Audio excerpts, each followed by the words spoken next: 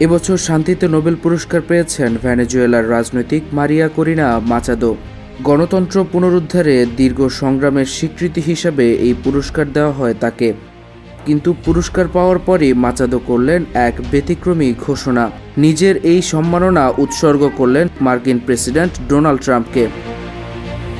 সামাজিক যোগাযোগ মাধ্যম এক্সে দেওয়া এক পোস্টে মাচাদো লেখেন, এই পুরস্কারটি উৎসর্গ করছি ভেনেজুয়েলার যন্ত্রণাকাতর জনগণকে এবং আমাদের আন্দোলনে ট্রাম্পের নিঃশর্ত সমর্থনকে।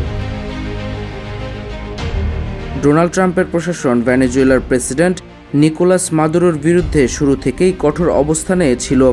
মাদক পাচারের অভিযোগে মাদুরোর বিরুদ্ধে জারি করা হয় গ্রেপ্তারি পরোয়ানা। এমনকি তার বিষয়ে তথ্য প্রদানকারীর জন্য ঘোষণা করা হয়েছিল $50 বিলিয়ন পুরস্কার।